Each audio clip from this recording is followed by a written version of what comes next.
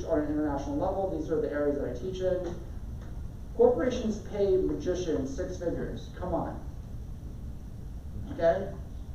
So don't think like, oh, I need to have like amazing skills. Like I know motivational speakers who make 6 figures per corporate gig.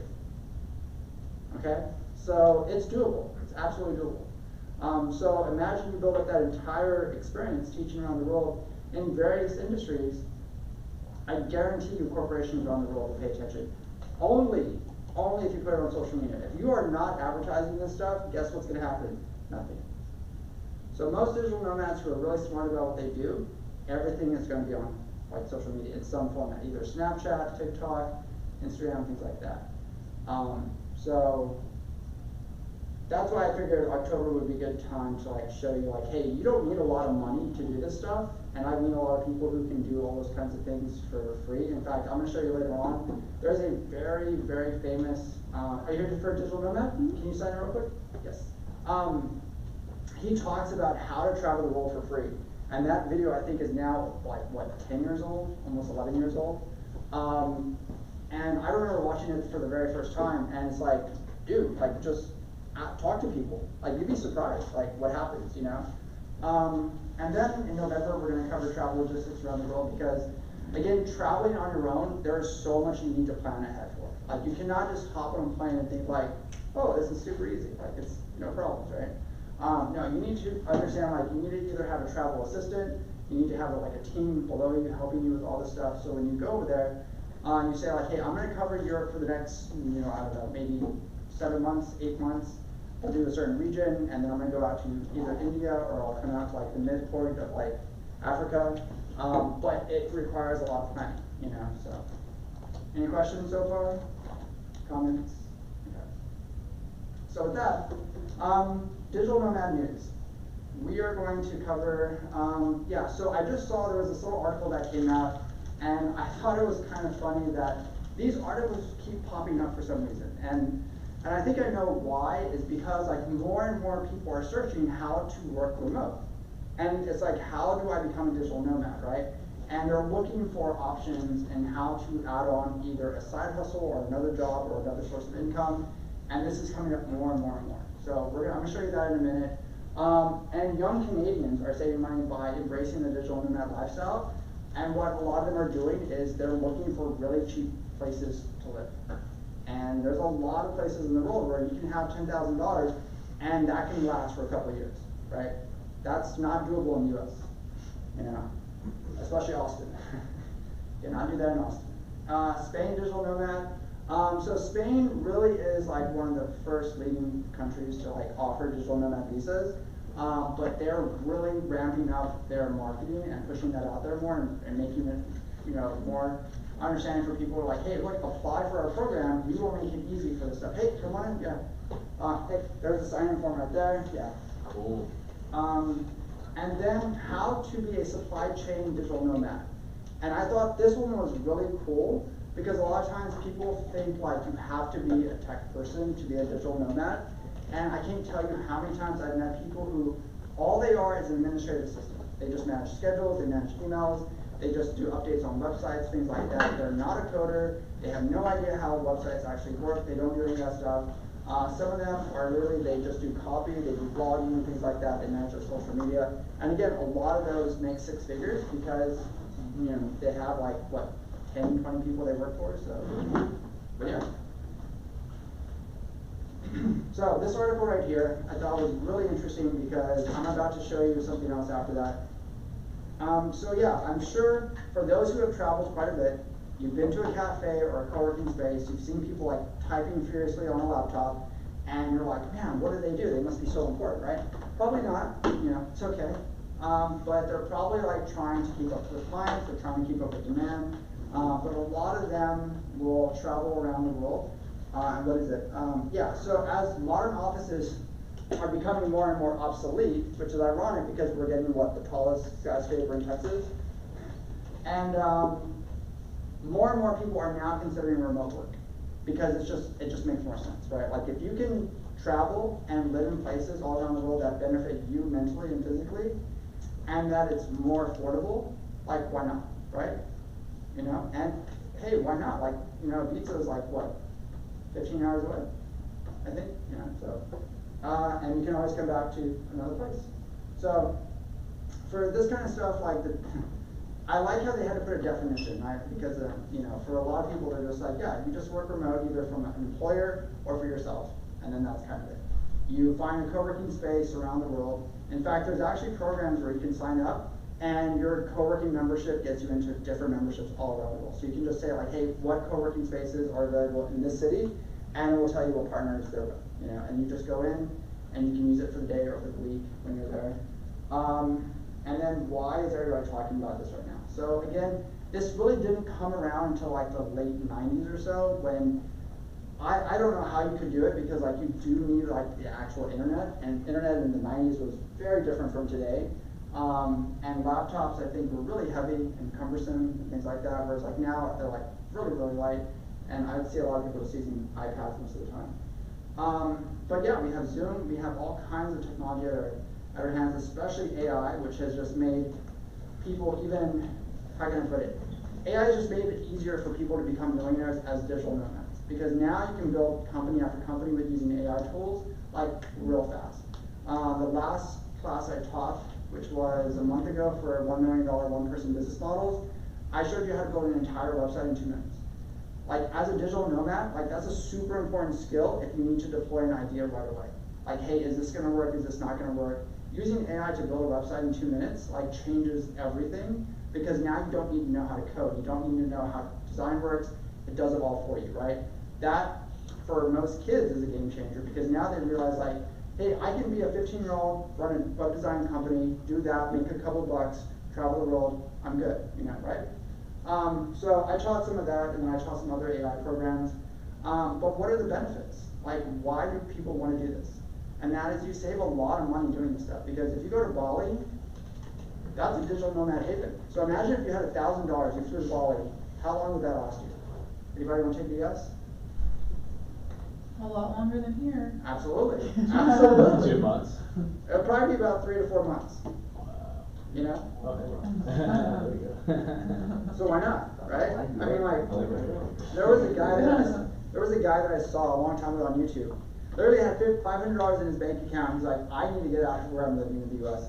And he took some of that money, he flew to Bali, and he sat down, taught himself how to build websites at a time when website building was a process.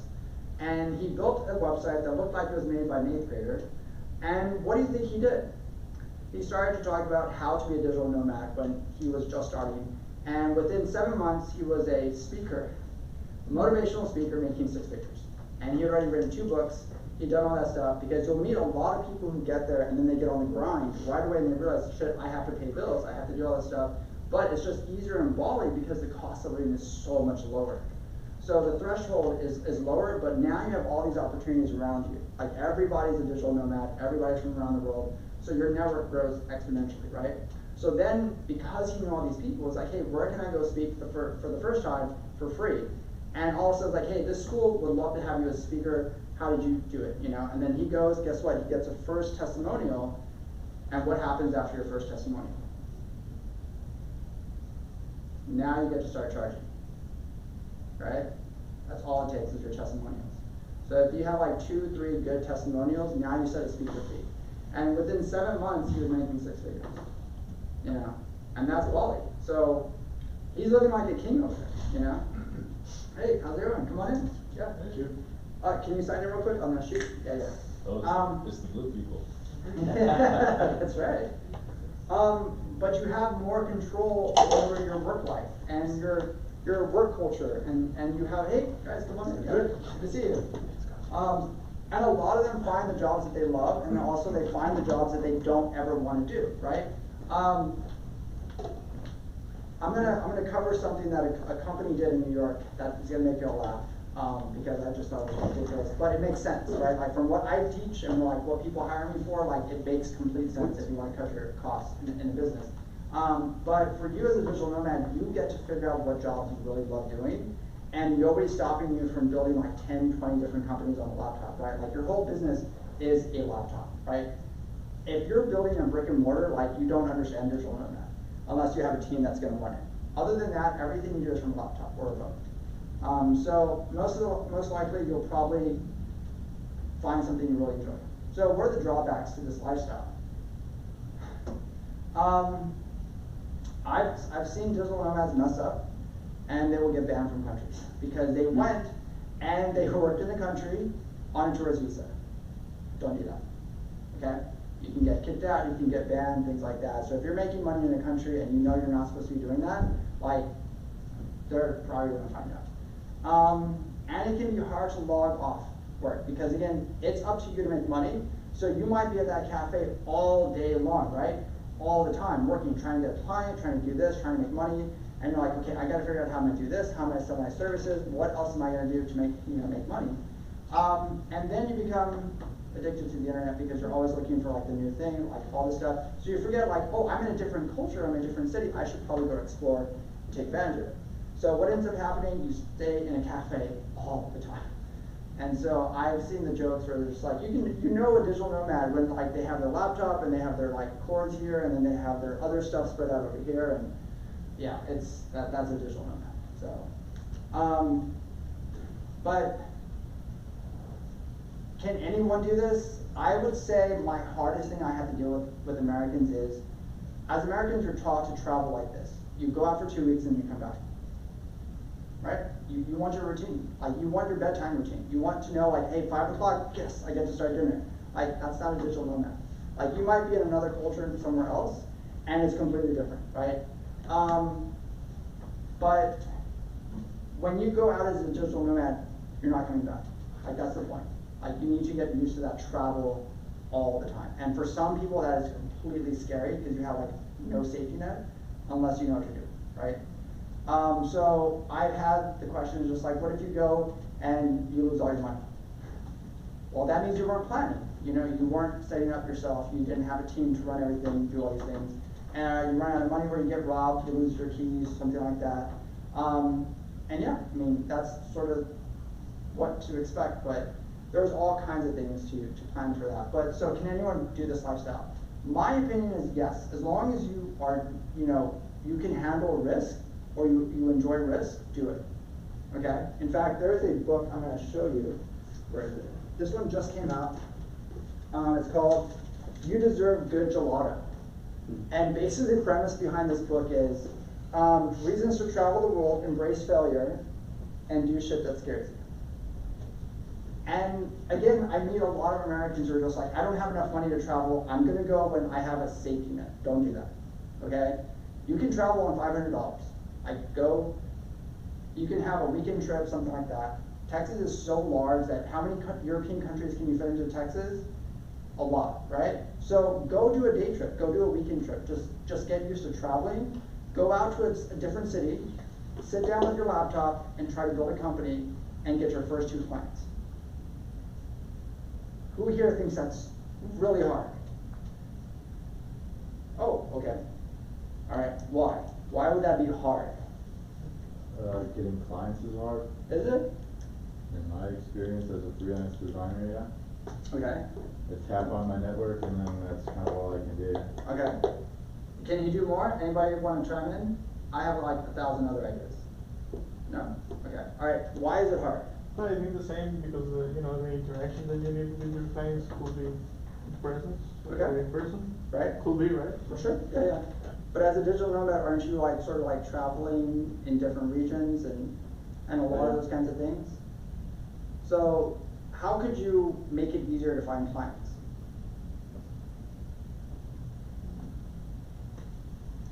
Any idea?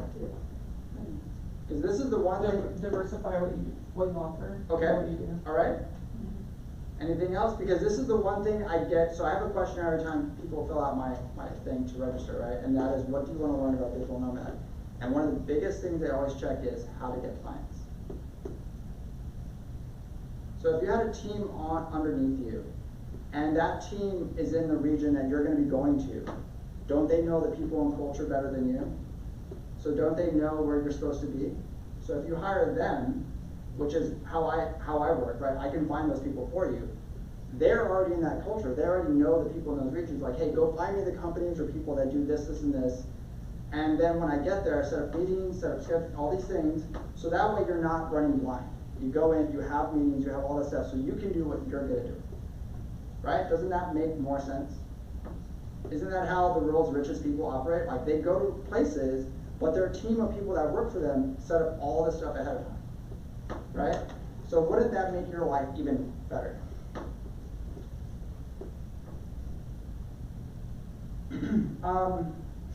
This one's a little tricky. I would probably say, like, should people, like, businesses employ digital nomads? Like, there's yes and no's, but, like, again, the company deals with all that stuff for you, so, like, that's up to them. But it's very convenient, you know. So if you know you want to travel and you're going to get a nice a job with a nice company, why not? You know. So, all right. So let's go back over here. And then this one was the Canadians who are doing this stuff. And I just wanted to show you, yeah, a lot of them are going to South America. And I know a lot of people from South America coming to the United States, and then they're trying to, like, you know, survive in the US when a lot of, like, your Canadians and Americans are going to South America because the cost of living is just, like, so different. Any comment on that, or is it nice? I mean, like, I know you've been down there quite a bit, so. It's really different. And the interesting thing, being in Panama, it was really different compared to here, really inexpensive. And even locals were complaining that, oh, but Panama is so expensive compared to the rest of Latin America. Right, right. The one thing I noticed though about Panama compared to everywhere else that I've been is I felt like there was a high safety standard in police activity, even like serious police activity, like with submachine guns, because narcos and stuff like that. Oh, sure. Yeah. I was like, that's what you're paying for with the extra expenses. The safety factor. So the other one is so I mean, this one I'll cover real quick, but I just want to let you know, like, for Spain, let me see where it is. Your threshold, okay, so just to let you know, if you are interested in Spain, because it is also a digital nomad haven for a lot of people, your threshold for getting a visa, digital nomad visa, is a lot higher. You have to have at least 3 years work experience in your current field. You must have a degree of some sort, or, you know, past experience. And I believe your income threshold, so explicit consent, there it is, yeah. As of January 1st, 2024, current minimum wage in Spain is $1,100 per month. And so again, only go if you have a steady source of income. I mean, you can still go on a tourist visa, check it out, see what it's like, because again, you'll meet a lot of expats there, you'll meet a lot of digital nomads. But to get that digital nomad visa, yes, your income threshold has to be kind of high. I think for American dollars, what is it, 3,100 or something? But yeah, something like that. Other than that, I mean, like, it's a nice place to visit. So many people go. But I did want to cover this one because I saw this recently, and how to be a supply chain digital nomad. And I saw them talking about this on the podcast. And who here is familiar with supply chain logistics and things like that? Anybody? No, okay. All right, basically you're just managing the back end. Like, let's say I'm a brick and mortar, I sell bread, you know, and you're like, okay, I need to find manufacturers that make bread, right? So I'm going to connect with them. They're going to basically tell me when the bread shows up, and you work out the back end, right? So these people right here, they literally work from a laptop, and they just manage supply chains for different companies all around the world. So it might be for freight, it might be for food, it might be for parts, it might be for different things, and all you're doing is just connecting businesses with businesses. Because they either need a manufacturer, they need a distributor, they need something, and you're just making that supply chain a lot more efficient. You know, so you can do that anywhere. You know, that's such an easy thing. And now we have supply chain software, and now that we have like AI tools to manage supply chains, like your job is literally just pushing buttons and getting paid. Alrighty, so a little digital nomad humor.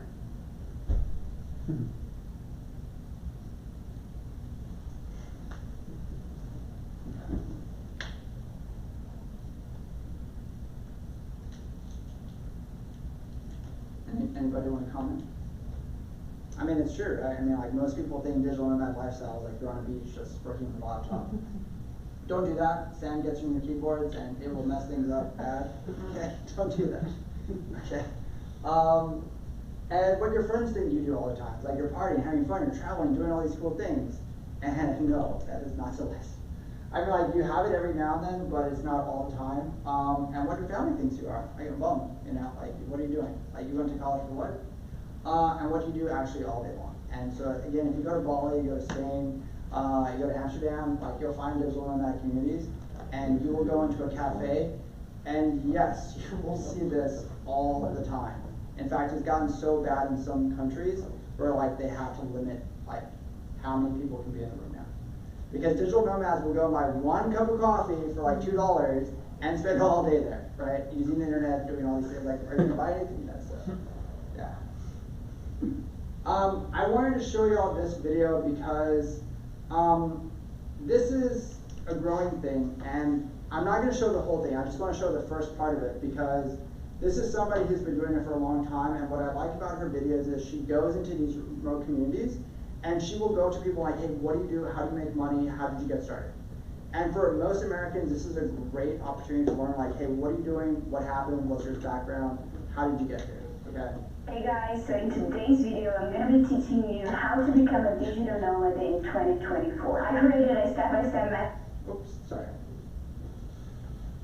Hey guys, so in today's video, I'm going to be teaching you how to become a digital nomad in 2024. I created a step-by-step method after having my own experience shifting from a normal job 9 to 5 to the nomadic life that I have nowadays. I also have a lot of external knowledge from getting to know a lot of digital nomads across the world, interviewing them, asking them how they live their lives and how they make money. And today I want to share all this knowledge with you so you can be part of this community. If you're here, you probably have seen those videos of people traveling to insane destinations while still being able to make money, and you probably wondered how they do it. You've seen people in tropical beaches, mountains, remote destinations, and you're like, I want to be that person. And in this video, we're going to go through all the steps so you can be one of them. Well, so first of all, I want to give you an overview of the topics that I'm going to be covering here. Step number 1 will be about the most important thing, how to make money. And on this one, I'm going to go over a few ways on how to make money as a digital nomad. Step number 2 on how to become a digital nomad, which is also a very important one, is how to meet the community. Meeting the community sounds, maybe for some people it's not very important, but it is. In the community, you can network, you can learn so much, you can work together, so it's a very important topic. Step number 3 is about the logistics. How is the moving process? How do I get a visa? How do I get an insurance? A place to stay? As I am a digital nomad myself, I made a lot of mistakes, and I met other people who also made a lot of mistakes in their journey. And I'm gonna tell you things that you should not do and things that you should do so your life as a digital nomad will be better and easier. So this is also a very important one. Well, so let's get into step number 1 on how to make money online. This is the one that people get the most curious and confused about, because making money online is something quite recent still. If you think about 20 years ago, that was not an option, so people are still very skeptical with the idea, and they think it's something the people who work online do weird jobs, or it's that is money, like I get a lot of comments here, or they do sketchy jobs. But nowadays, the online world is growing so much that we need to open our minds. First one is just to get a remote traditional job within your network, with the people you know, on LinkedIn. And I also, a very important tip on this one, which is basically a very important tip on all the other options that I'm going to give you, is networking with other digital nomads who also do that kind of job. For example, So I'm gonna pause it right there. Who networks with other digital nomads? Oh, yeah, I know you do. I mean, like, that's your thing. But anybody else, like, so what I'm trying to do right now is also build out the social component of like this program, because like Austin is a top 10 digital nomad destination, and I've gotten that request, which is like, hey, we want sort of the social aspect besides the classroom aspect, because this way, like, y'all can connect, talk to each other, like, what are you working on, how can y'all help each other? Because I can't tell you how many people I meet all the time who see my program, and they're like, hey, I'm passing through, like, I'm gonna be here for like 2 weeks, 3 weeks. Who can I talk to? What is people working on? Like, where can I go? Where can I do this? Where can I stay? Things like that. So I become this major referral networking thing, because nobody was catering to digital nomads in Austin, and nobody was like really, you know, listening to their needs. But again, how many people do you know now in your life that all work remote, you know? So again, as long as your job is remote, you can go anywhere, and nobody's stopping you from hopping on a plane and be like, hey, I'm gonna change my cost of living and go to a place where my money goes way further, you know, so. I know about marketing, and I want to find a company that will let me work remotely as a marketing manager. So go online on the Digital Nomad community and talk to the ones that already do that. Hey, I'm looking for a job. I'm looking for a company that will hire me remotely for me to be a marketing manager. And if you talk to other people within the community, you're going to see that it's going to be much easier. So Okay, so I'm gonna stop right there. Who knows about Nomad List? Nomad, well, really, okay, right. So we're gonna go into Nomad List because I want y'all to become familiar with a place like this. So the owner of this site was just in Austin recently, and his name is, I have it. Good down. Yeah, they are. Well, we had a good one on it. Dang. Yeah, okay. So basically, he basically has a site that tells you the cost of living for all these different cities around the world, right? And what was interesting about it was that he has all this feedback from all these digital nomad people. Does it go through? Yeah, I think, if you're on the Wi-Fi here, there might be some sort of DNS issue. Ah, okay. I wonder why they would do that. It's almost as if they don't want you to know. I know, right? So on that note then, I will tell you about this one, but this one's really popular. So like she said, like you want to be a part of like all these digital nomad communities. So things like this, like this is a cruise line where you can go on, meet other entrepreneurs, global freedom seeker, digital nomads. They do workshops. They have all kinds of programs on this ship. You travel around the world, and you get to see what other people are doing. And the best part is your network grows you know, tremendously, because every single one of those people basically works remote, right? And you're like, how do you get your clients? How are you doing marketing? How are you doing this? And you'll meet people who have 20 companies, right? And they're all building out different verticals in different areas. And they all have different team members that run all this stuff. So again, they go from like, hey, I started my first company when I was like 19, and now I run 20 different websites that do this, and this, right? That's the thing you want to be joining. Like you want to start being a part of this stuff, because your network will grow, because that person that you might meet knows, let's say, the Nordic region of the world really well, and maybe you're trying to get into that area, right? Or maybe you're trying to break into the Central America region, and you don't know anybody there. You're going to meet people there who grew up there. They know the system, they know the manufacturing system, they know all that stuff. That's your community, right? So again, these are the communities they're talking about. This is what's going on around the world, because I mean, like, remote work is the future. As much as some universities want to say it's not, I'm not going to name any names, okay? But remote work is here to stay. And it's just going to get bigger, because you as an employer, if you're going to hire somebody, isn't it cheaper as a remote worker than it is to pay rent for that office and cubicle? You know, so.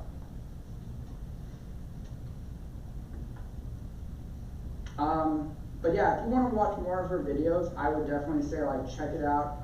It's Travel with Rafa, and in fact, more videos like how to be a digital nomad are popping up, because that is basically something that more and more people are searching. Like, I can't tell you how many times you go into Google Trends, you look at like what the search results are, and you will see quite a bit of stuff. So, like she said, overview of the lifestyle. One, it's hard, okay? I'm gonna be very honest with you. It's very hard in the beginning, because you're just not used to like traveling and working, right? You're used to going home, you have a routine, you know, like, hey, if I had a hard day, I can sit on my couch, I can watch TV. When you're a digital nomad, your home is where you're at, right? And for some people, that's really hard to adjust to, right? Like, if you go to Bali and you go into a hostel, you're with a whole bunch of strangers. Now, that's a good thing if you're really young. If you're old and you have like your set in your ways mentality, it's hard to deal with people like, hey, why is everybody like still going out and starting 10 o'clock? Shouldn't we be going to bed? You know, don't do that, by the way. So these are the things you want to get yourself involved. Oh, wait. Don't tell me the internet's going. Block that too. I know, right? Man. places. Okay. Yeah, so one, it's hard. You have to have a solid plan for making money. Like, don't jump in and be like, hey, I'm just gonna dive head first and I'm gonna risk it all. If you're in a place or situation in your life right now where you have the funds to support yourself and give yourself runway, build like some companies and just like start slowly building out a client base and seeing what you can do with that. If you're not sure like where to get started, again, that's why I built out this program. Like, that's why I'm a resource for all this stuff. Because for some people I've met, especially engineers who are not creative individuals, I've learned, getting clients is like super hard because they're like, well, how do I talk to people? How do I make the sale? How do I do this? And then they find out they're not good at selling, right? So they don't know how to close the deal. So like, yeah, the person wants it, but I don't know what to do next. It's like, well, you gotta think that through. You also have to know the visa system. Like, you can't just walk into a country and be like, yeah, I'm here, you know, because yeah, customs don't like that.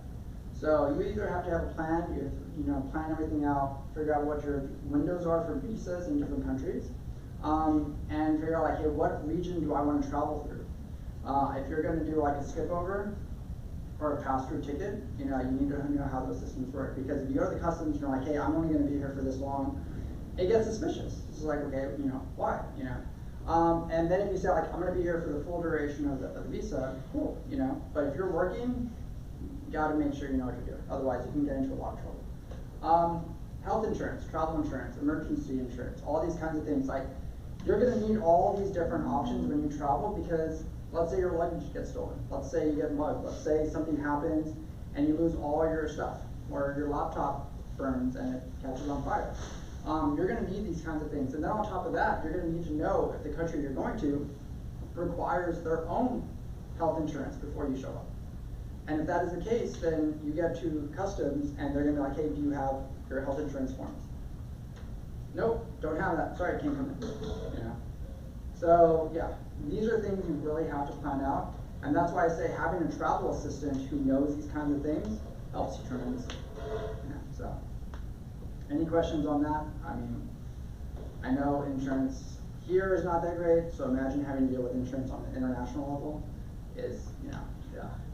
Yeah, go ahead. Actually, I have a note about that. It's interesting that a lot of the services here in the U.S. we're having trouble getting appointments, even if we have insurance. And for me, I actually have a dentist appointment this Thursday here.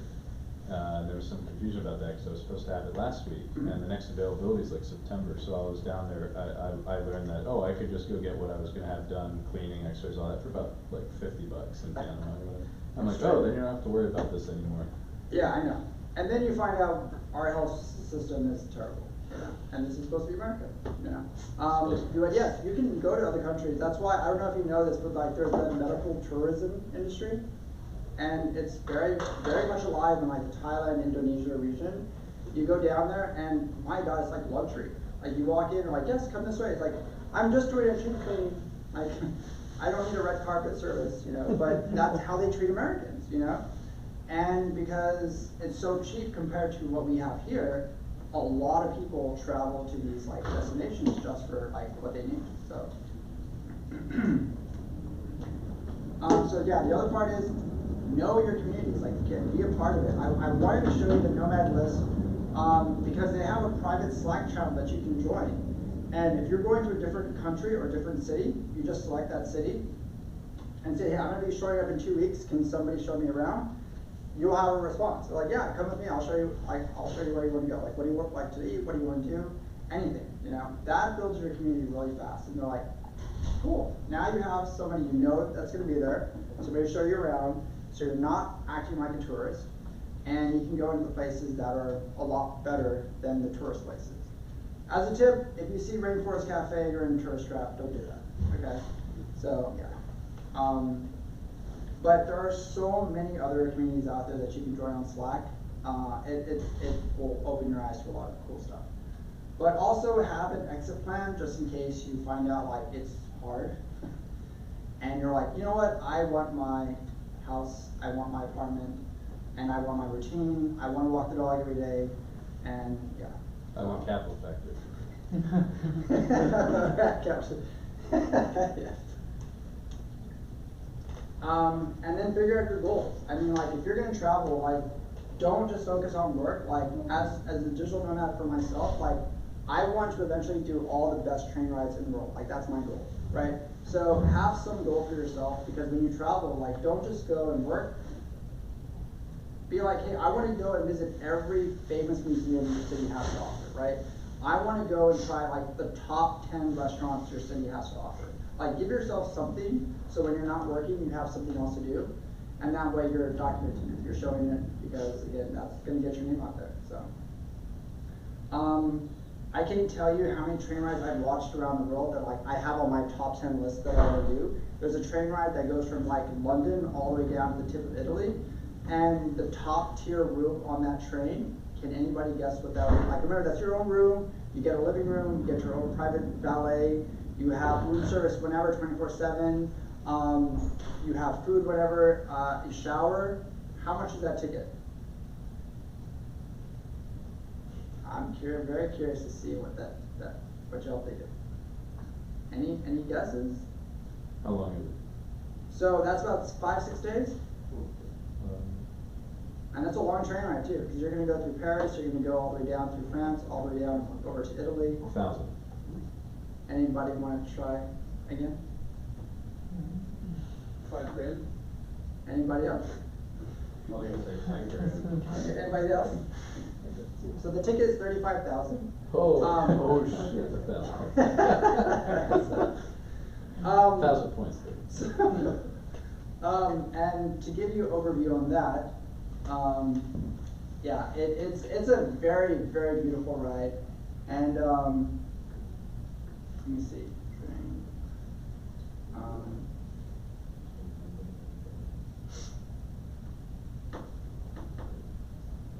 There it is.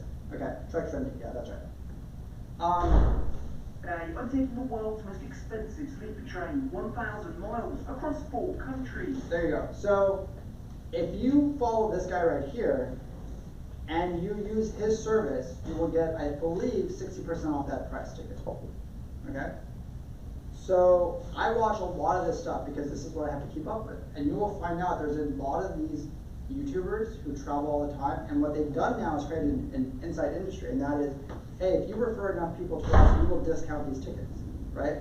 So there's another person I follow, Max Wyatt, who does a travel luxury concierge service, and says, hey, if you book with us, and you do business flights from like London to Dubai, or London to, let's say, Amsterdam, or all this stuff, he cuts off 70% of your prices, for your hotel, for your airline tickets, all that stuff. And he has a personal valet that picks you up at the airport and takes you to your hotel for free. So again, this is a whole new industry that are being born. And with Trendy, I've watched a ton of his videos, and because he only does high-end luxury travel, he has all these connections to these, companies. So, but yes, if you ever want to watch an amazing train ride, watch that video. It is very luxurious. Yeah, to London, this is the Orient Express. I'll show you exactly what it's all yeah, that's a train, by the way. That's not a hotel room. That is a train.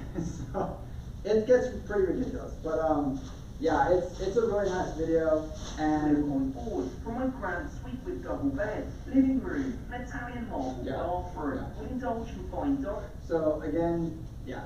So have a goal, like when you travel. Like if you want to know, like, hey, I want to eat at the best Michelin restaurants, like make that a goal when you travel, so. All right.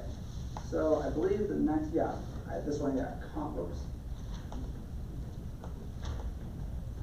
Hold on. I'm gonna make that better. Yeah, so common jobs for digital nomads. I'm gonna guess most people think like it's all drop shipping, right? Or what do you think is the most common job for digital nomads? Tech, Okay. What kind of tech? software, Okay. Software engineering? All right. marketing. Okay. Anything else? I mean, as long as you've done from a laptop. Writing. Writing? Absolutely. There's a lot of copywriters out there that are hired just to manage their blog, social media stuff, and they make 6 figures very easily. Because again, as a digital nomad, you're not limited by the number of jobs you can pick up, right? So if you go onto these gig sites, like Fiverr and all those kinds of things, and you pick up all these jobs every day, why not, right? So how can you make that easier? Because remember, my job is to not work, right? But that's Hire my people to do it for you. Thank you. That's exactly the thing. So you can have somebody be like, hey, look, I'm a copywriter, and I only look for copywriting positions, so you hire somebody to go find those jobs, apply for them, right? And then once you get the job, what do you do next? You send it to the person who's gonna do the job, okay? And then you get paid the money, and you pay them their rate. And you do that over and over all day long, right? Isn't that a more efficient system? So if you know how to build that system and automate it, then couldn't you just really build a team that just finds jobs all day long for you and then just trades off time, right? So, yeah, I mean, like if you're a software engineer, couldn't you just find all the software engineering jobs out there and be like, hey, this job's only for a week and it only pays like, 5 figures, why not? So I'll just find somebody to apply for it that's really good at applying for jobs, and then I'll send that job to the person who's gonna do it, and then I will get the check, and that person will get paid for their time. What's wrong with that? Yeah. So again, Shopify is a really popular one as well. Drop shipping, things like that. Managing social media is just a big one out there. So many people just don't want to deal with their own social media, and they're just like, look, I will pay you $100 every week to make me look good on social media. Okay. Just write my articles. I'm brilliant at this. Go do that. And why not, right? Because that's a whole industry in itself. So if you manage people's social media, in fact, I was at a trade show just today for Texas restaurants, right? And only one business out of that entire trade show does social media for restaurants. And I was kind of shocked by that, because I was always like, man, there should be more companies out there that do that, right? But I've met a lot of marketing firms that are like, we do social media management for everyone. But they are very niche and they only do it for restaurants. And I said, you probably do more business than all these other marketing firms out there. Because they know exactly what restaurants want, so. Any other ideas? Common jobs or? Nothing? All right, so I'm gonna throw a curveball at you. I know a lot of digital nomads that are house sitters around the world. Okay? Like you can just go and, watch somebody's house for a week or two, like while they go on vacation. And there's websites for that. There's Facebook groups for that, things like that. So you go in there, they'll pay you a lot of money to make sure their dogs are fed, their cats are fed, and their plants are watered, and you travel the world, what? You're getting paid, right? You watch Netflix, keep up with the latest shows and whatever's on there. So on that note, what other jobs could you pick up? Come on, we gotta be creative. You want to be a digital nomad? Graphic design. Okay. Anything else a little easier? That makes it fun. TikToker. You could be a TikToker, yeah. Or walking the dogs. Like you walk dogs professionally around the world. The dogs that only listen in Japanese and the dogs that only hear you in Creole. Or you could be a babysitter. I know people who do babysitting around the world, for that age range. And I know people who do tutoring. And I even know people who do tutoring only through a laptop. And they will do like certain grade levels for math, like science and all this stuff, and then just pick up all kinds of like tutoring jobs. There's people who make 6 figures just teaching piano lessons around the world. So if you're having trouble getting to 6 figures, why? Like literally why? Like there's a lady I know who makes $17K a month, and she is not a tech person. She doesn't know how to code, and all she does is teach people how to crochet. So don't tell me it's hard to make 10K a month. Yeah. So those are some of the common jobs out there that I've met a lot of people doing. So if you want to travel and get paid for it, yeah, be a house sitter. Like walk people's dogs, be a tutor, things like that, because you can do that anywhere. So the other one that I had was common businesses that digital nomads own. Okay, so these are the businesses like you work for yourself and all this stuff, right? So a lot of those are, the first one they start off with is like a ad agency. Those are real simple to start, run, automate, right? You can build a team, you know what it is, you know how the system's set up. It's literally a copy and paste system, right? You go in and you're like, hey, I will run your Google ads for you, I won't run your Facebook ads for you, and you have somebody who does lead generation, and you automate that process, right? And you're just having somebody basically go around to all the different countries around the world and do that for you. So who here uses Google Maps to make money? Come on. Don't tell me you don't know how to make money on Google Maps. Are you serious? Oh my lord. Alright, so I'm going to show you this lady, right? Now, of course, this is not the only video. Money with apps. Alright, so basically, this was a video. It's fairly recent. This challenged me to make at least $800 as quickly as I could, but I cannot use any of the skills that I already have, and I have to do it in a way that anyone could. And to make it worth my time, I'm going to give myself 4 hours. Let's do this. Okay, so let's think strategically. What would be a smart business idea that we could choose that we could actually make money with in 4 hours? Because every business idea that has to do with physical products like dropshipping and Amazon FBA are probably going to take a lot longer. We need to find a company to source the product from, and then we need to rate on the product features, and no, that's a no-go. But how about print on demand? Because there I don't need to source anything, I don't need to ship any product myself, there's no inventory, and I could definitely bring the product to market in less than 4 hours. But I know myself. I will probably want to test the quality of the product and make sure that it's in good shape and that it brings the right value for what I'm charging. So no, that's a no-go as well. So it has to be a service-based business. Wait, I could do consulting. I've consulted businesses big and small, from startups to multi-billion-dollar corporations for the last 18 years. I could easily do that. But my team said I cannot use any of the skills that I already have. So think how we try to make money with Google Maps. I've always seen loads of opportunity in Google Maps. Shall we try that? Let's do it. But before we dive straight in, let's do one thing. Let's make sure that we check the viability of this business idea, because I don't want to be wasting my time, and I'm sure that you don't want to be wasting yours either. So let's use the tool that I've mentioned before. And Okay, so what she's going to do is she's going to go into Google Maps and she's going to look at business profiles. And you'll notice a lot of business profiles are not set up correctly. So what she's going to do is she's going to go in and say, hey, I will go in and fix your business profile on Google for you. And I will set up your website for you, I will do your socials, I will add all your phone numbers, all that stuff. So that way you have all the information on your Google My Business page correct. And all she needs to do is go on Google Maps and find every business that's listed that's not filled out. This is the first time you're hearing this? Is this what I'm understanding? Like this is oh my gosh. Like this is literally like a gold mine of like opportunities. Like you can go onto Google Maps and just search all kinds of stuff, right? Like you can go into a business and realize like they have no website. They literally have no website. Like how are you making business, right? So you can find like a hair salon and just focus on hair salons and be like, hey, I will build all your websites for hair salons, right? Or you can see like, hey, you know what, you don't have any socials. Let me do all your socials for you, you know? And then you realize like that's a whole industry in itself.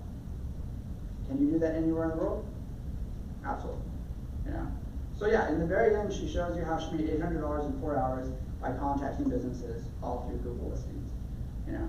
And then that was it, you know? So again, I've learned this like a long time ago. Like this is like, I've seen so many times like, or you know, you go onto a Google list and you're like, man, there's no phone number, nothing's filled out correctly, like this is terrible. And it's never occurred to you to be like, hey, I should fix this, you know? But yeah.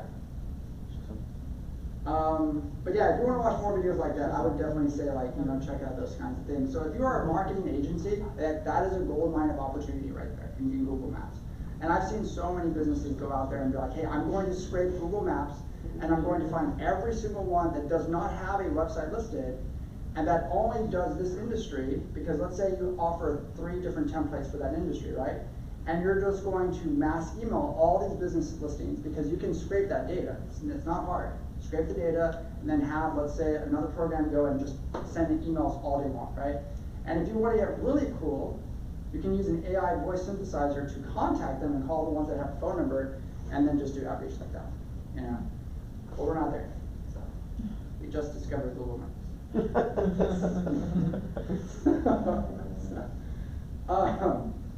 So reasons why this fails most of the time, and that is the burnout. You realize, like, man, running a business is hard, so imagine running 20 businesses, you know? And then other digital nomads are just like, you know what, I'm done with the travel life. Like, it's hard keeping up with the visas, it's hard balancing this stuff, and you're just like, you know what, I want to find a nice place.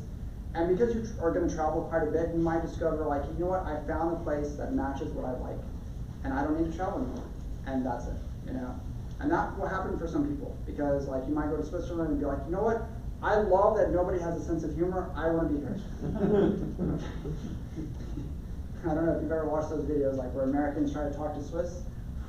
It gets tense fast. Yeah, I mean, like, for other people, you have reverse cultural shock if you've been traveling for a long time. You come back to the US and you're just like, man, I used to do that? Like, oh my gosh. And then you find out the US is very expensive to live in. And you're like, how did I ever live here? Like, this is so hard. But that's why for some people it's a burnout, you know, because they go in, they've been doing it for a long time, and they just want to settle down, you know. And then you have the older people who they realize, like, you know what, I've lived in an office my entire life, I want to go travel now. I'm tired of this. You know, because, like, do you really want to spend, like, the last 10 years of your life, now you get to travel? No. But success tips. You need a team. Like, that's the most important thing. Like, you need at least an assistant to help you in all this stuff, because you as a digital nomad going around doing all this stuff, like, you're gonna need an Excel spreadsheet just to manage all your visa appointments and times and applications and things like that. So imagine, like, okay, look, I'm gonna cover, let's say, Spain and then Italy, and then I'm gonna go to, let's say, I'm gonna cover India for the next 2 years. You need to plan that all out, right? That's a lot for you to carry. Have an assistant do that for you, you know? Why? Why would you want a travel assistant? Because they know all of the customs, they know, like, the discounts, they know, like, all of the reward programs, they know all that stuff. That's their business, right? So you contact them like, hey, get me as many discounts as you can, find me the cheapest flights, all that stuff, set me up on train rides, all these things, and send me the bill, you know, and let me know. That's way more efficient of your time than you sitting down and be like, okay, how much is this hostel, how much is this Airbnb, and then calculating and doing all that stuff. Don't do that. Like, that's how you get burnt out, you know. You need a team. So who here has at least an assistant? Yeah, definitely Americans. So, yeah, I mean, you need an assistant. I mean, like, you just got to get used to having delegation, because, as I always tell people, because Matt knows this, Bill Gates is not sitting at home booking his airline tickets, right? Like, he doesn't do that because he has an assistant, right? Like, Elon Musk is not setting up his conference appearances because he has an assistant to do that for him. So, who here thinks having an assistant is too expensive? Come on, anybody? You can hear a pin drop. What if you hire an assistant in another country? I mean, cheaper? Okay, I mean, isn't that the point? Yeah. All right, so here's what I always ask people. How much does an assistant cost for 10 hours a week? I love this, I love asking that question. Don't answer it because I already know it, okay? Just give me a number. 10 hours a week, how much would you pay? $100. $100, okay. Anybody else? I've got it as high as 5,000, by the way, okay? Yes, they were American. All right, anybody else? No? Okay, everybody agrees 100 is reasonable? Okay, 10 hours? What does that come out to per hour? $10. That's a lot. Jesus. Oh, shit. My God, what are you, rich? So the average price is between like $4 and $6 an hour, okay? And so for that price right there, that's literally Starbucks. Am I wrong? I mean, like, you know, if you're eating out and you're going to nice restaurants, you're going to that stuff. Why don't you spend that on an assistant that can do way more for you, right? I have about 10 that work for me, so they all have like different verticals that they do. Whatever projects they're doing, like half the time, like I just check in on them and I'm like, hey, what are you working on today? Because yeah, I've set them up with like automation things and tasks and things like that. So I have a project lead that manages like certain parts of their teams. So that makes my life easier, right? Like, isn't my goal to work less? Isn't that the goal? So like, if you know how to like make that super efficient, like do it. So if you know it's going to cost you less than like $50 to hire an assistant for 10 hours a week, what could you do with that assistant that you just learned in this class? Go to Google Maps and make you money. Okay, like have them go to Google Maps and be like, hey, I need you to make me $1,000 today. Go find all the companies that don't have a phone number, and if they don't have a phone number, get them a Google Voice phone number. Okay. I mean, like, that's the idea. Like, you have to be creative, you know? So you can literally go home tonight and be like, hey, I'm going to get an assistant. All right, now there's a problem. How do you hire an assistant? Right? And that's why people hire me, because it's not easy hiring an assistant that's out of the US.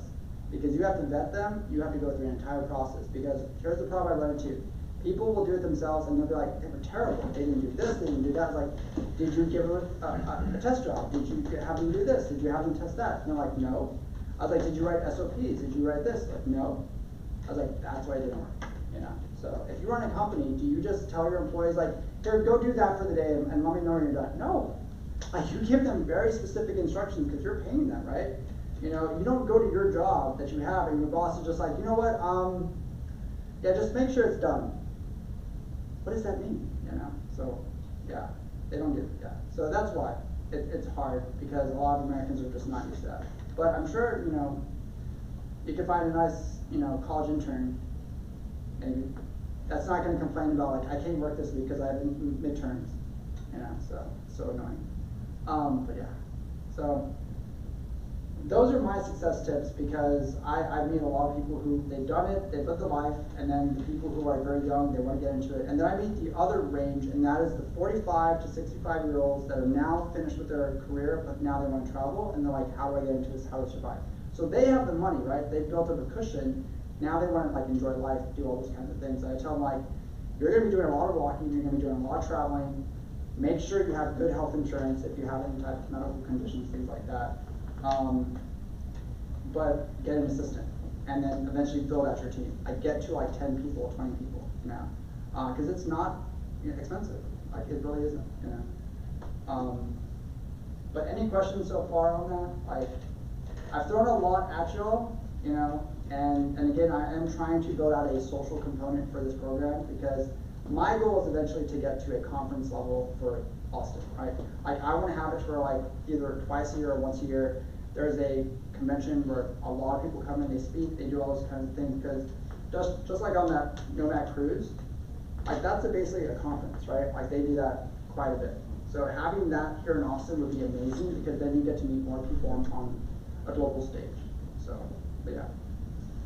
So with that, what I'm going to do is, sure. I'm going to pass around some books, so that way you'll have some references. So I'm going to pass this one around. And then I'm going to give you some other ones. But I do want to show you a little video. So this one right here is Flee the 9 to 5. Yeah, Flee the 9 to 5. So this gives you some like ideas of like where to start.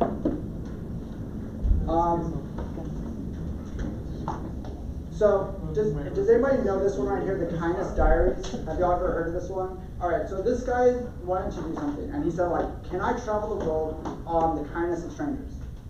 And he found out you can do it, okay? And he put out basically Facebook posts, things like that, and he's like, hey, you know, I'm traveling the world, and if you have a place I can stay, that would be great. I'll help you with like yard work, or like something around the house, or like I'll take you places.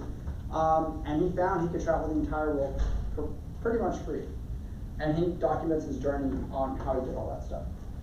So I thought that was pretty interesting. This is another one, To Shake the Sleeping Self. The reason why it's titled that is because how many of you fall into a routine at work? and then all of a sudden 20 years go by. And that's what this guy experienced. And now it's just like, you know what, I fell into that routine, I don't want that. And he quit his job, and he got on a plane and traveled, and he went to Patagonia, you know. And he documented that journey about like, hey, you know, your life is very short, it can be gone tomorrow. And he was like, I'm not gonna do that anymore. So, all right, so this is another one. This is the one that I thought was really interesting. So this guy right here basically said, I want to travel the world volunteering. And I can't tell you how many volunteer programs exist around the world that basically will say like, hey, we will pay for you to come out if you volunteer with us. And he documented like his whole experience, every place almost in the world volunteering for some type of program. And yeah, he did it, you know. So, yeah. Oh yeah. And then I have these last two ones right here, and that is, you only live once, and it gives you like set like travel paths you can follow, which I thought was pretty cool. So like if you don't really have a plan, read this, and it will set you up for like different areas that you can go into and follow that route.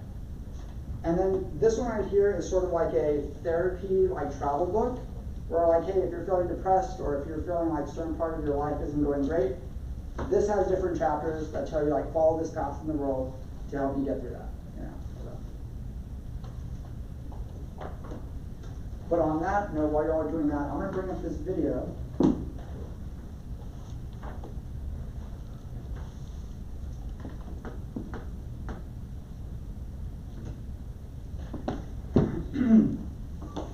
And this one right here.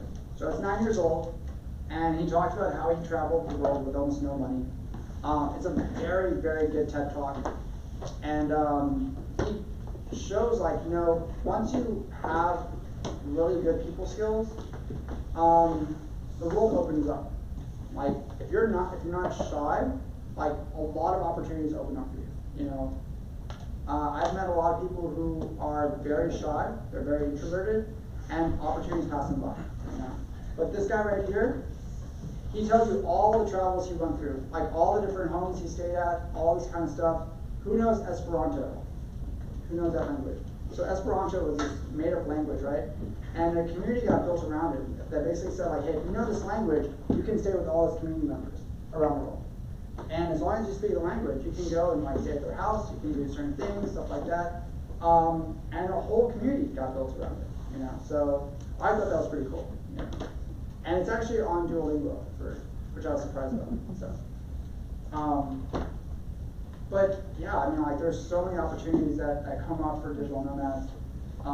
And then there's also one that I mentioned.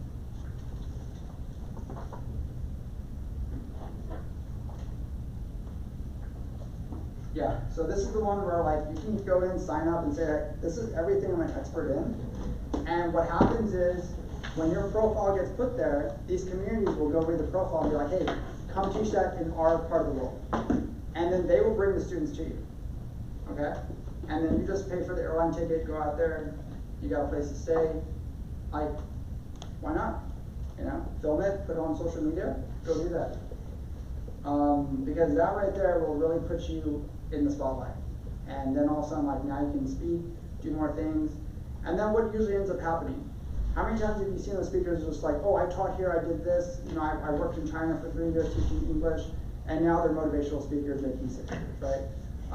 So if you do something like this, you can go around the world teaching whatever it is you're good at, and build an entire base around that. So if you turn around and put that onto a nice website, and now you want to do corporate gigs for that kind of stuff, yeah, people will call you, definitely. You know, so.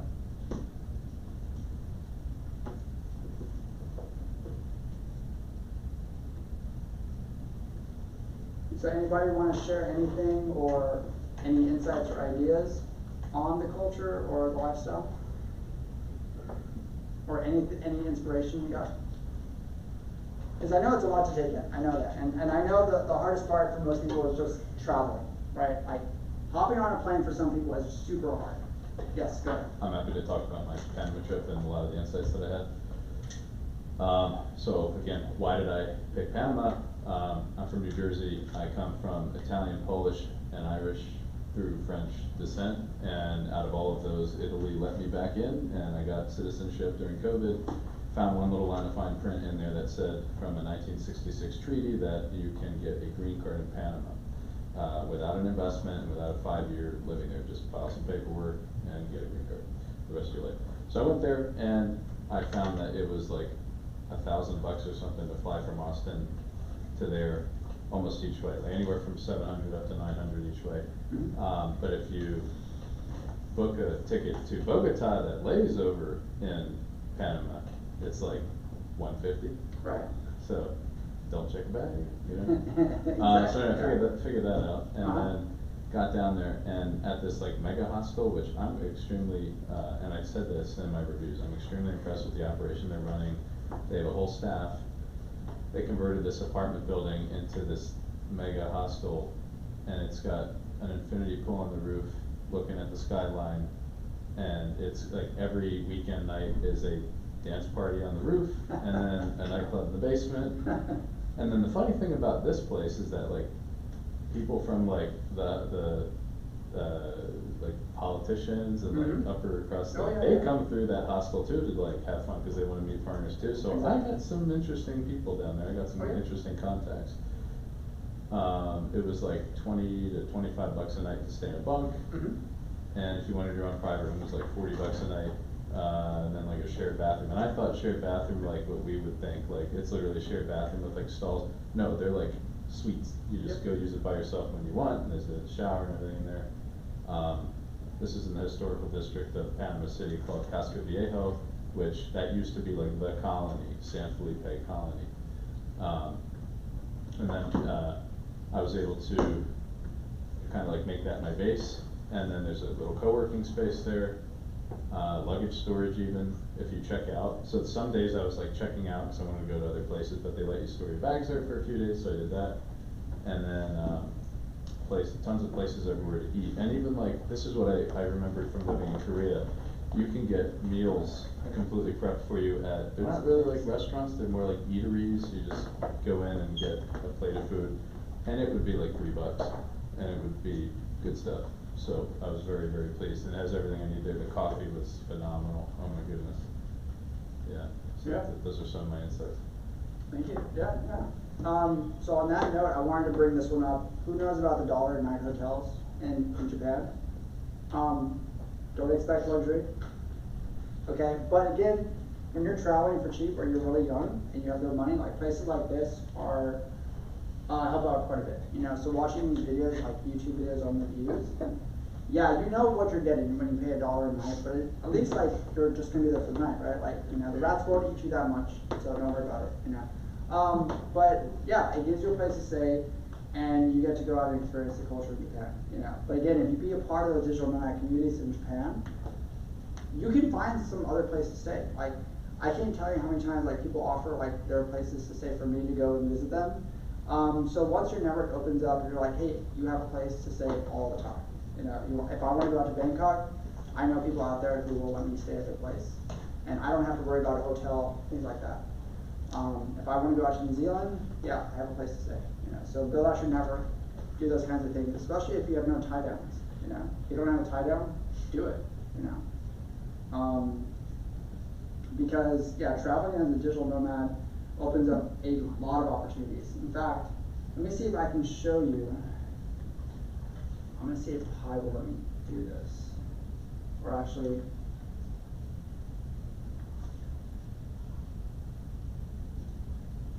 Anybody here use Perplexity? Okay, all right.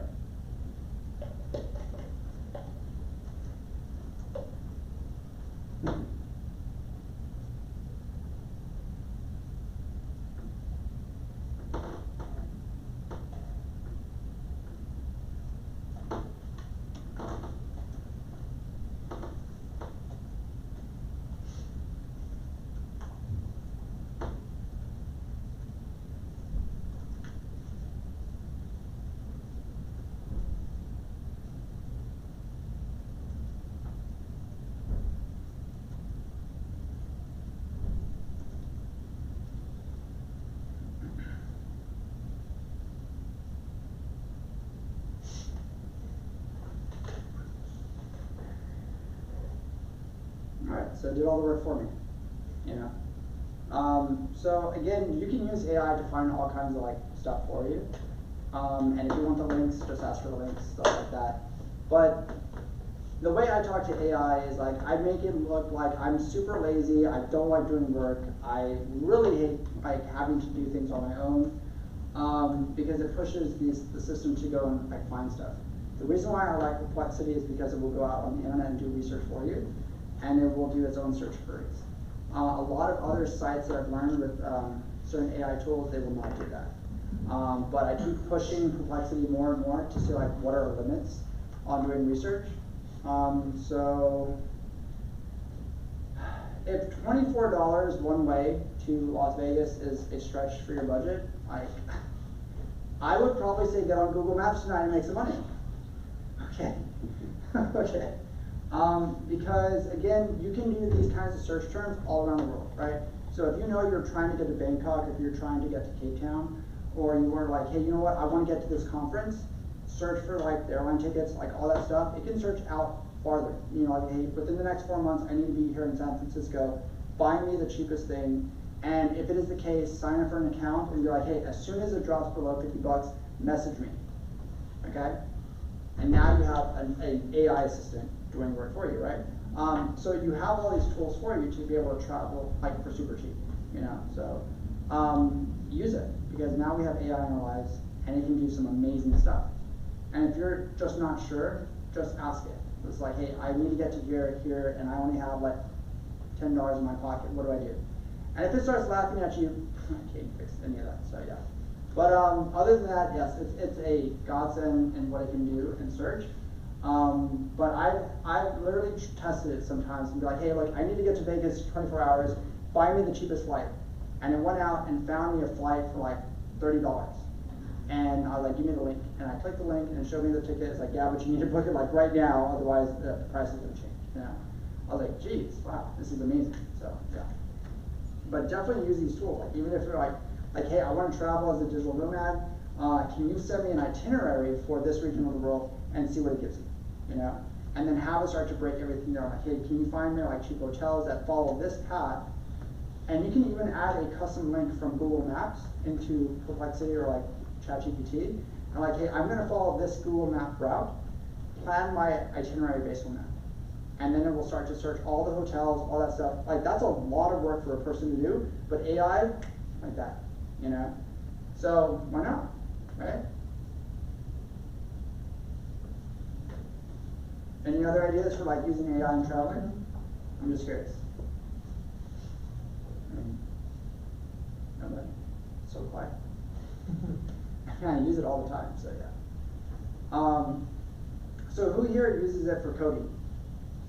Okay, does it help you? Does it make mistakes? Definitely makes mistakes, yeah. Okay. Yeah. It's But- just like a convenience, like really nice autocorrect. Absolutely, yeah, it is, you know, and it's only gonna get better, you know. Anybody use it for web design, building stuff? No? Mark? I've played with it, but I don't want to give it my business. It's putting me out of business. So as I always tell people, it's not AI that's going to put you out of business, it's the person who knows how to use AI that's going to put you out of business. Because that's the person that the company wants, you know. So if you can do the job of 20 people, yeah, what's the point, you know. So for the coders in here, do y'all use Codium? Because that's like the leader in like code right now. No? Nope. Oh my gosh, wow. So this is a tool that's really helpful. Yeah, there you go. So it's absolutely amazing. I would probably say go check it out, install it into your system, and then work with it. It is an extension to, I believe, GitHub or something. But for all those that I've sent it to, they really enjoy it because it's just, all you're doing is having an assistant by you, right? Like they're just like, hey, you're doing this, like you can do this better. Again, it's just watching what you're doing. And then like, hey, I need to do this, like how do I make it shorter, how do I make it better? Like I'm trying to convert this to this. And because it knows all the languages, you can go in there and just really play with it. Like how to make this more efficient, what do I need to do? And see what happens. Because the worst thing that's gonna happen is like, this is crap, I hate it, and you uninstall, right? Like that's it. Other than that, like if it makes your life better, like all of a sudden you've learned a new AI tool, and now you can make more money. right? Like you can deploy faster, you can build stuff faster. I see so many people on YouTube who like build SaaS products using AI tools, and they make a lot of money, right? Like if you could just build a Shopify store and build out, let's say like extensions for like Shopify or let's say WordPress using AI tools, and each one costs $1,000, $10,000. Is that a good business? You know, so.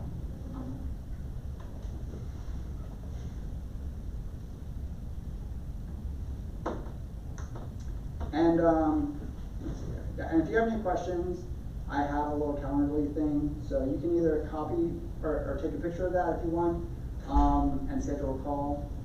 But other than that, I also have email and my LinkedIn. So if you wanted to connect, things like that, or shoot me an email, yes, you can ask questions.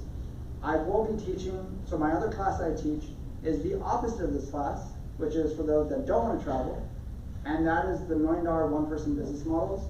So if you've never read this book, this lady basically wanted to know, like, hey, where is the highest concentration of solopreneurs, and how are they doing it? How are these solopreneurs getting to $1 million by themselves? And I teach that program the following Monday, and a lot of people show up for that one because they don't want to travel. Which is ironic, right? Like, because you make way more money traveling because your client base is like global. So in that class last time, I taught like all these different AI tools and like websites and things like that people can use to scale your business. Because when you're working by yourself and you have a team, like your job is to stay as lean as possible. So if you've never read this book, go read it. She already wrote a second book. It is amazing that the people that are building these companies, there's a company here that just makes like dog food, right? And they make different types of dog food. But they make like $7 million a year, and it's just like 3 people. So again, it all comes down to scale and how well you can deploy your team, so yeah. But that will be fun. I already have, I think, like 25 or 30 signed up as of right now for next week. So I don't know if I'm gonna have to move this class to another location, so we will see who actually shows up. Because it's always like, you have a lot that sign up, and then the time comes and like, oh, I forgot about it, So, yeah. But yeah, any questions or comments? Things like that. I mean, I know, again, like I said, it's a lot to take in.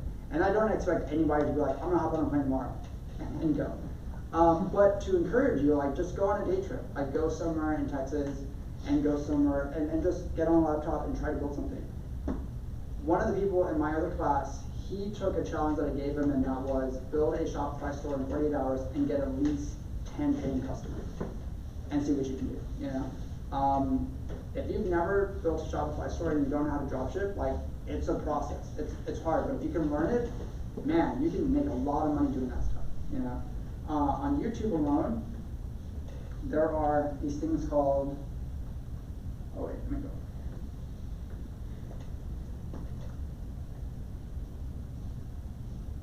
Yeah, there you go. All right.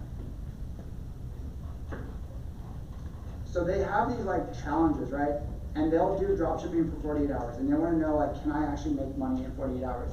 And the ones that watch a lot of these videos, they will go in and they will clear 10,000 in 48 hours, right? They will do this because they've been practicing.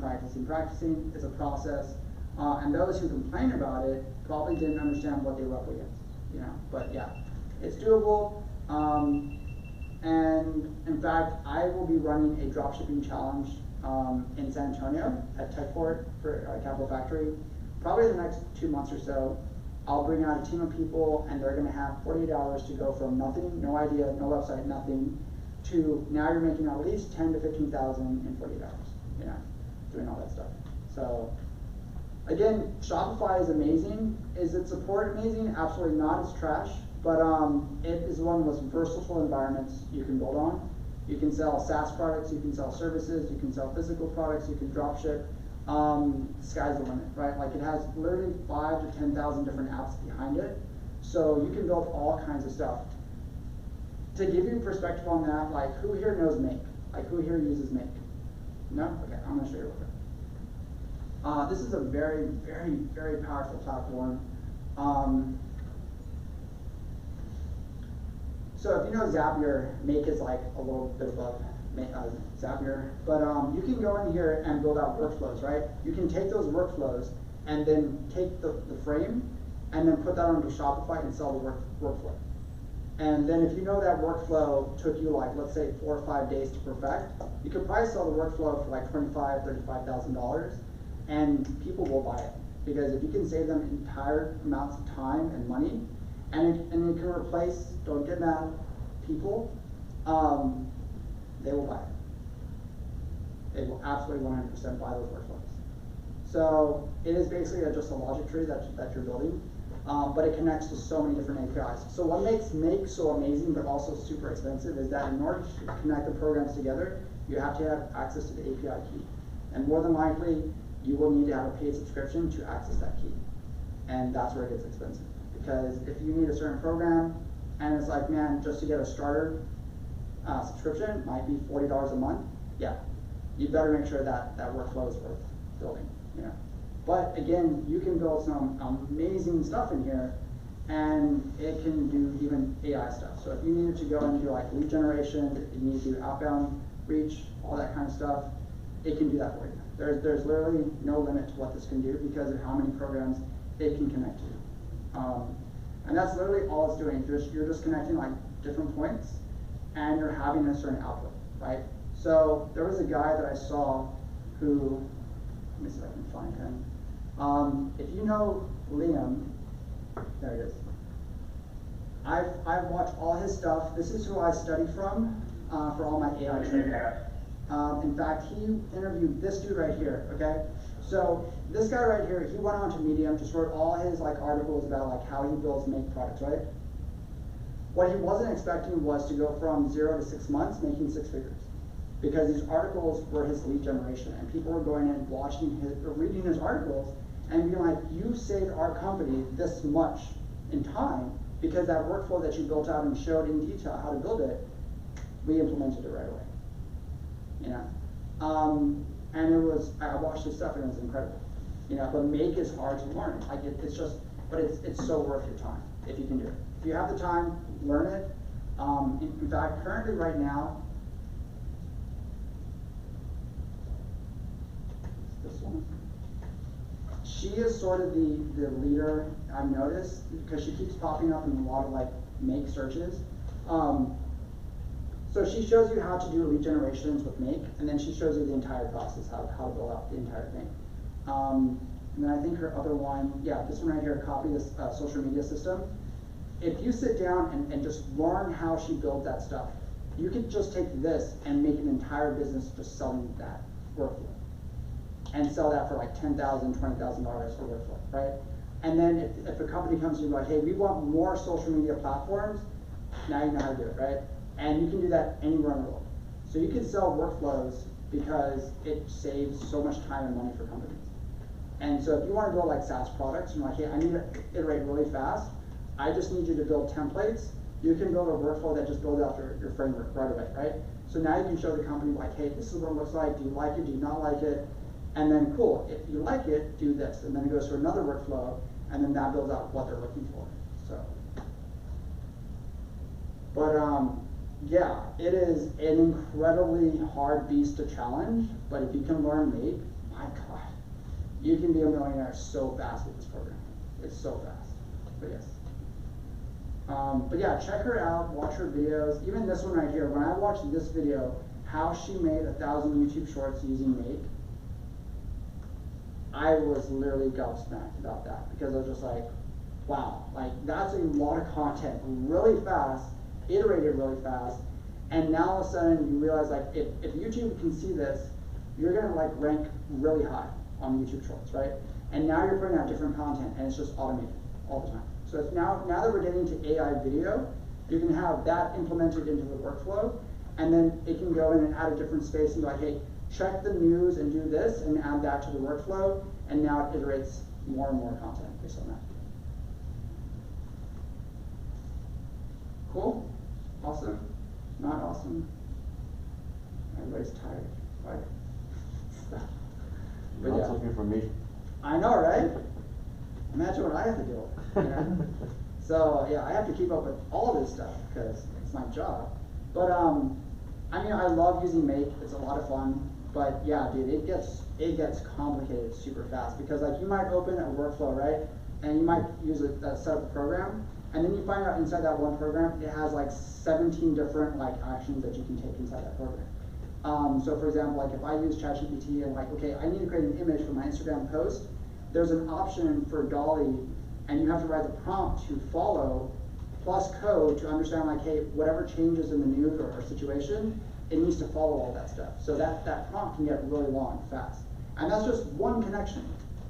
That's just one connection out of maybe, let's say 50 or 60 like workflows, things like that. But dude, you can make a lot of money selling workflows. So, but yeah, if you don't have any other questions, you know, and you want to come out next week, again, if you've never read this book, check it out. This is what I teach next week. But yeah, so I appreciate your time. And if you did park in the garage, which I hope you didn't, because there's free parking, there are little stickers, there's little like pieces of paper at the end of that table. You can grab one, and I believe it gives you a discount for parking in the garage. So yeah, and if you need to talk to me, I will be down in the lobby for a little bit. But yeah, so. I do have a question. You have like a website that we could visit, specific like to any of this information? So for resources, what I do is I just have like an Excel spreadsheet, and I email that out to people. Okay. Because I built out, like, I was following all the like AI tools, and then all of a sudden, you know what happened?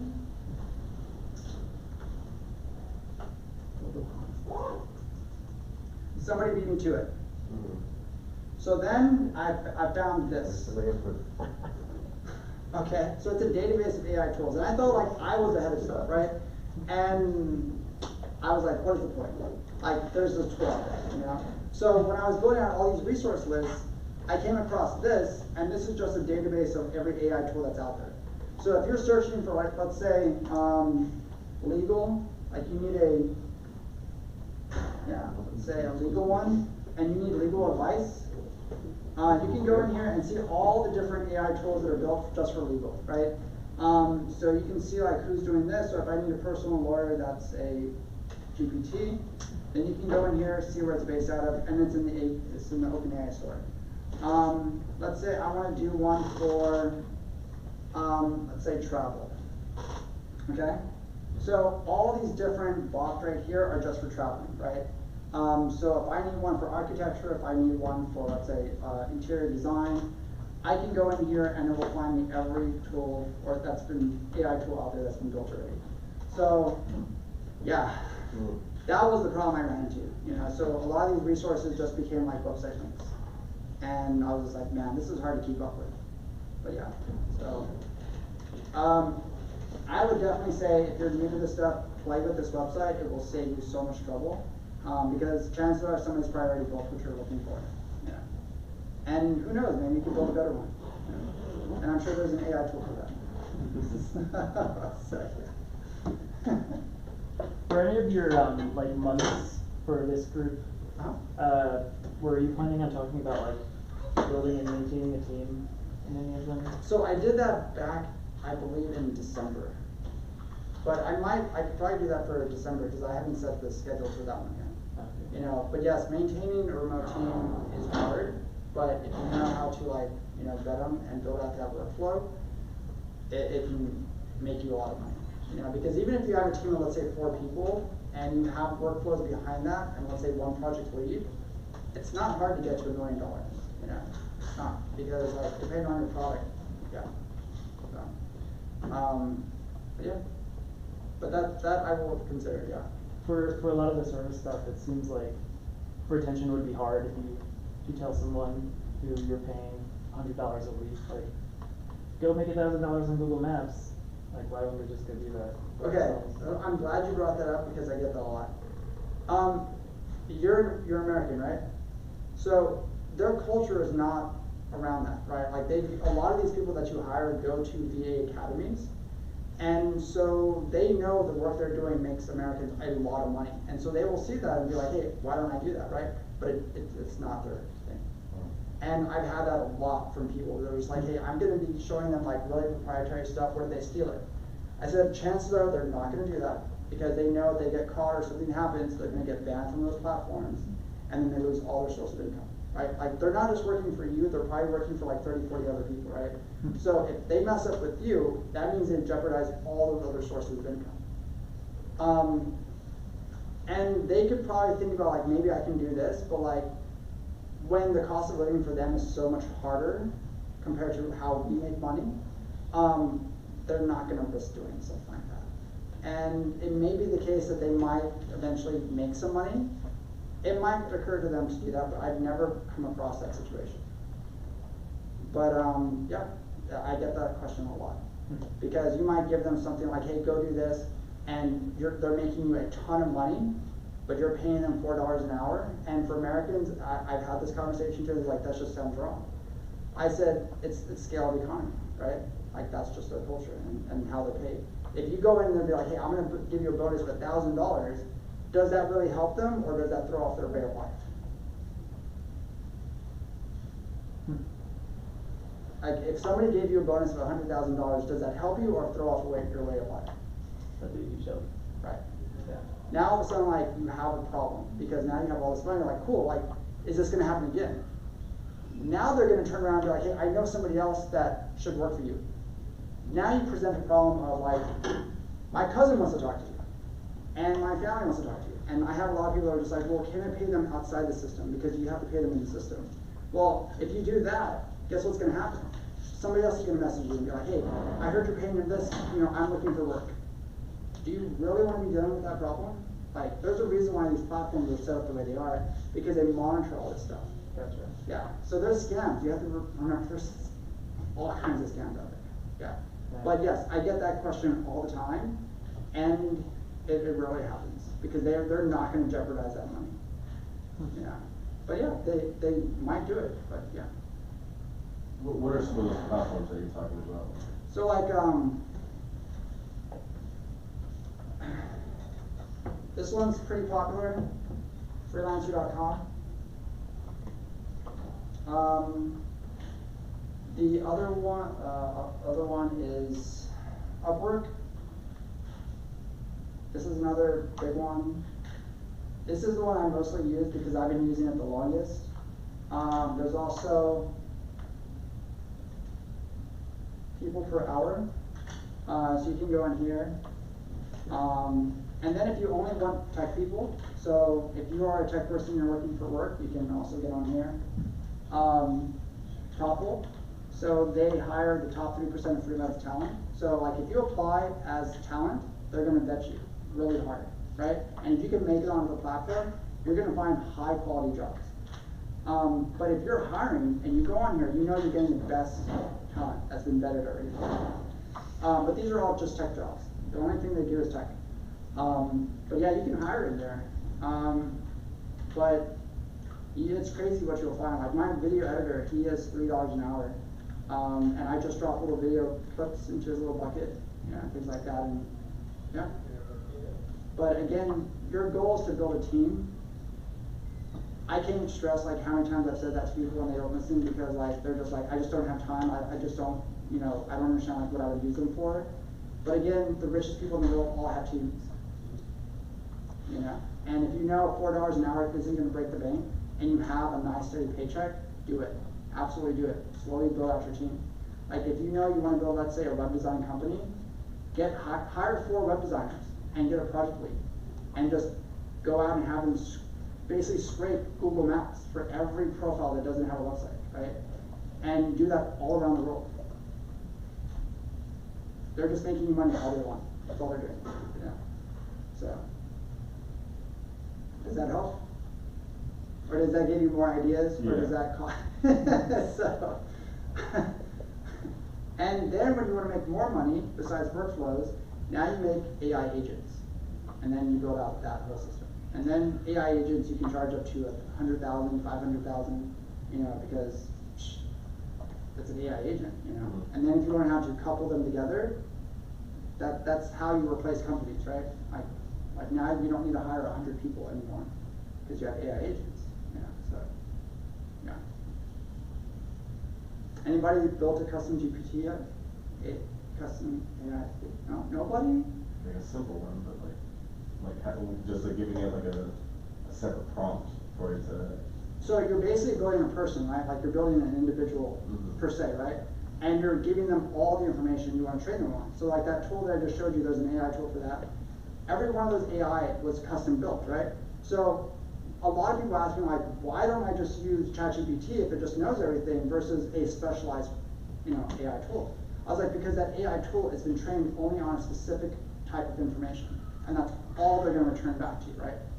So if you took that, and let's say you have a legal AI, and then you have a marketing AI, and now you have a graphics designer AI, and now you have a web developer AI, and you pair them all together, what do you have? A company, right? So if all you need is a prompt, be like, hey, I run a pet sitting business, and they all work together, what does that do? It builds the website, it builds the legal documents, it builds your contracts, it builds your branding design, it builds your graphics images you're going to use for your website, and now guess what? You're done. And you did all that during a PB&J sandwich,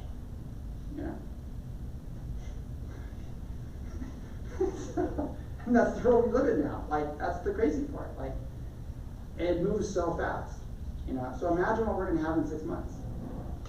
Yes, go ahead.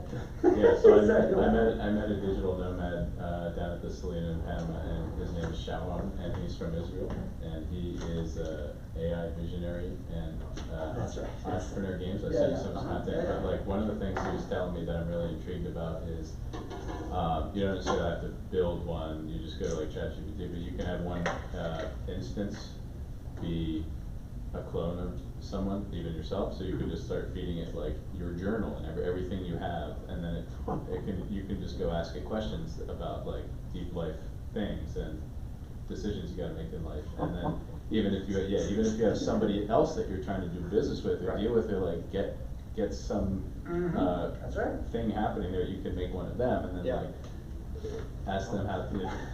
So. Yeah. And then you put in a chip and put it in your head, and now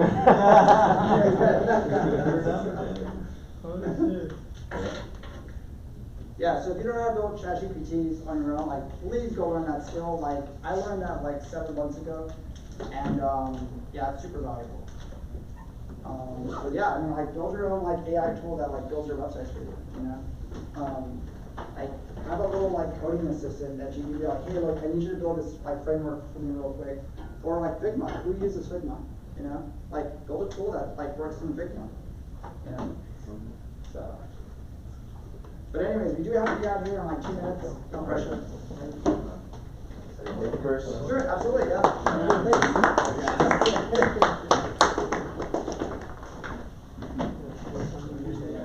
Oh, perfect.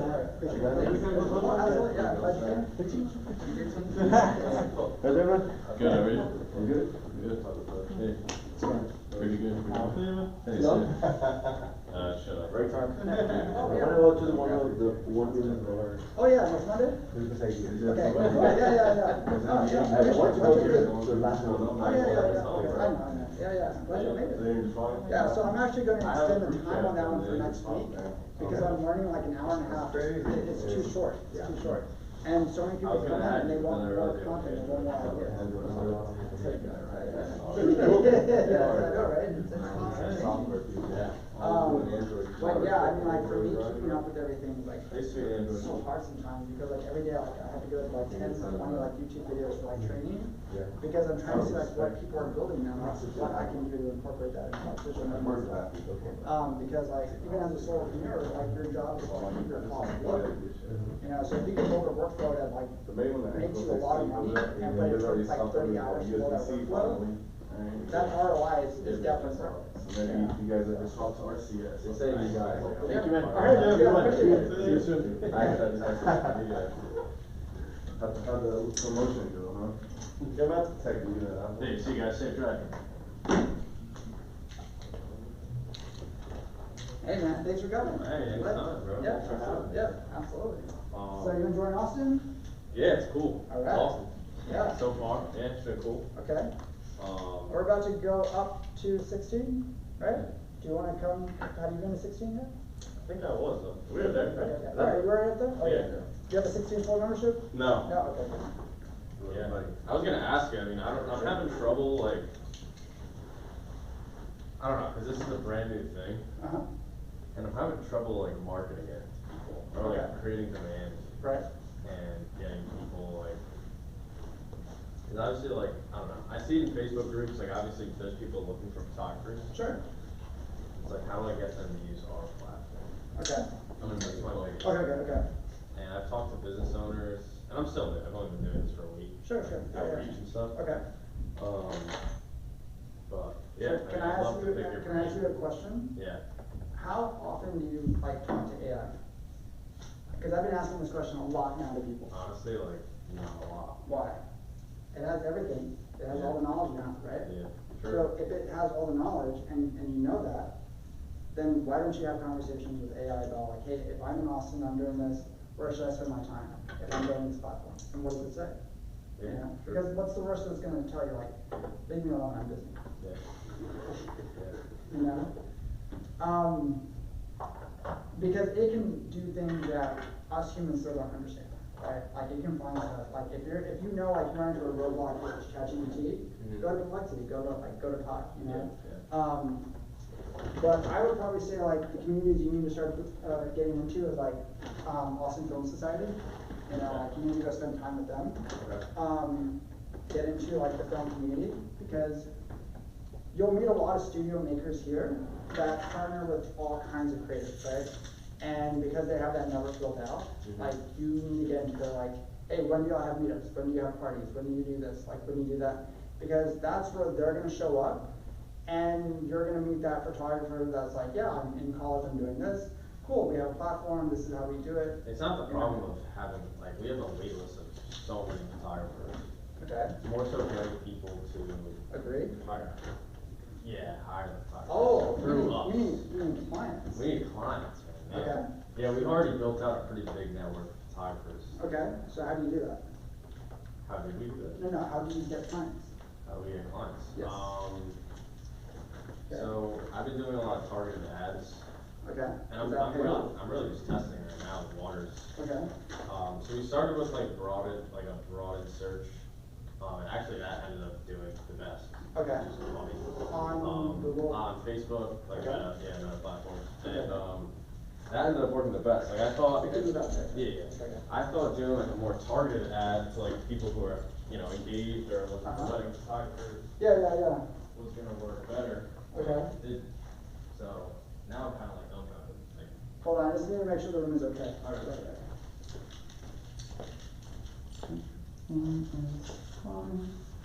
Okay. Perfect. Did not do anything. Okay, good. Just have to make sure. Okay. So, now we're doing